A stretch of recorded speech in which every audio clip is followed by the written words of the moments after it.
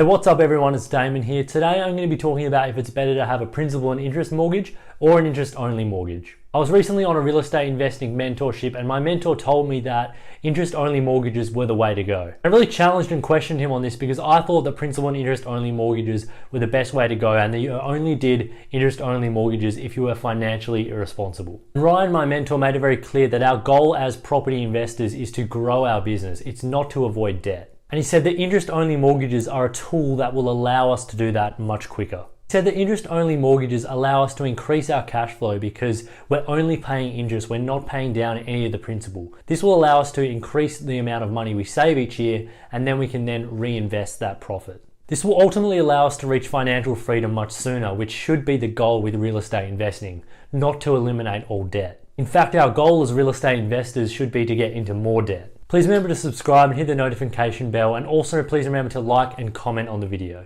Also, I've added a link to a video up there that you can go check out. That is Samuel Leeds, a UK property investor who's very successful. He's talking about interest only and principal and interest mortgages and which one he thinks is better.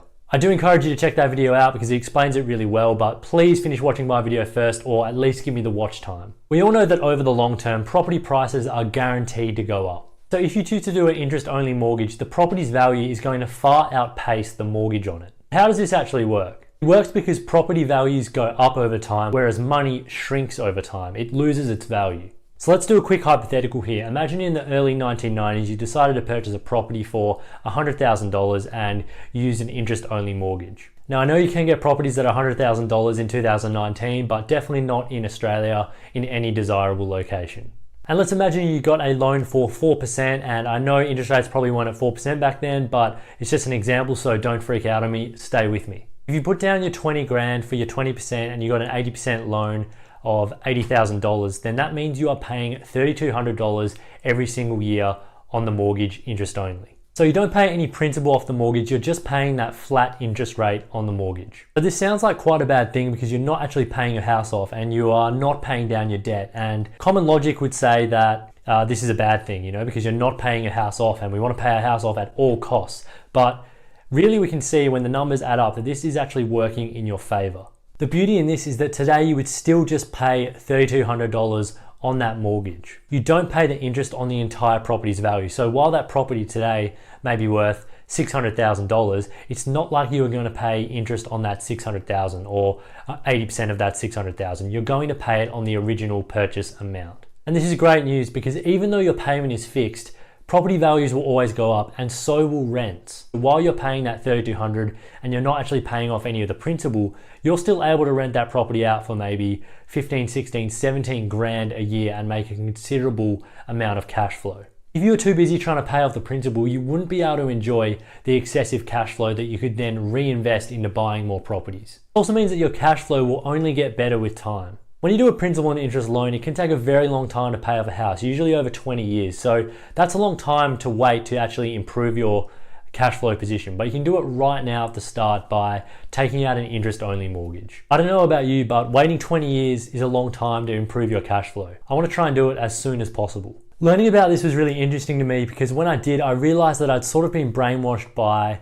I guess, other people and conventional ways of dealing with money and paying off your debt. The notion that you absolutely need to pay off your debt and your mortgage is the enemy were what made me think that principal and interest mortgages were the way to go. Also, at the beginning of a principal and interest mortgage, most of your payment is going towards the interest and not the principal. So you're not actually paying down much of the principal at the start to begin with anyway, but your payments are considerably higher than an interest-only mortgage would be. As always, if you disagree with anything that I say in this video, make sure you leave me a comment down below so we can have a friendly argument about it. So let's now run the numbers on these two different mortgage types and see how the numbers stack up. So now let's look at the numbers on these two different types of mortgages. So we got 30-year loan term, $350,000 loan to us at 4%. At principal and interest, this is what it looks like. Our monthly repayments are $1,670 and total cost is 601 grand. Total interest payable is $251,000. As you can see at the very start, there's lots of interest that you're paying, and then slowly, obviously, there's less interest being paid because your loan is smaller. So that's what that looks like. We're paying $1,600 every single month. And this, I think, is the number that we should focus on. We should be focusing on how much we actually have to pay every single month. Now, if we change it to interest only, we can see how much we're actually going to save every single month, which can then increase our cash flow. So the interest only payment is now at $1,166. So about $500 we're saving every single month. That's an increase of $6,000 every single year in our cash flow. So if you've got 5 properties, say, that's 30 grand more in cash flow that you're getting every single year. So imagine you have 8 properties that are much like this and you have similar loans on them, except you choose principal and interest.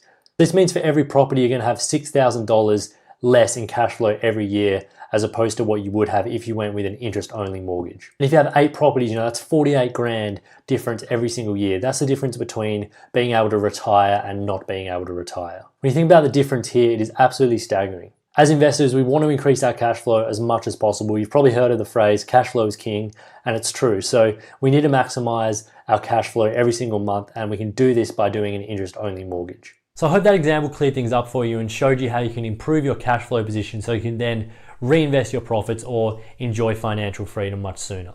So when you're weighing up whether a principal and interest or interest-only mortgage is better for you, it's important to consider that there's no right or wrong here. Just like anything in the financial space, there's no black and white, there's no right and wrong. It's only what is right for you and what's going to be best for your financial situation and your financial goals. Choosing an interest-only mortgage is very common practice amongst investors for the exact reasons that I've just outlined, whereas principal and interest is much more common for your average home buyer. So it does depend on what type of buyer you want to be. If you're not going to be able to sleep at night because you know that you're not paying off any principal on your mortgage, then it's probably better just to do principal and interest mortgages. But if you want to grow your property investing business and reach financial freedom much sooner, then interest-only mortgages are the way to go. So it was great to learn this, and it was a really big insight for me, and I know that I'll be using interest-only mortgages in the future. Thanks so much for watching. Please remember to like, comment, and subscribe, and share the video with someone who doesn't know much about mortgages, or maybe just thinks that interest-only mortgages are the worst thing in the world. And I'll see you in the next video.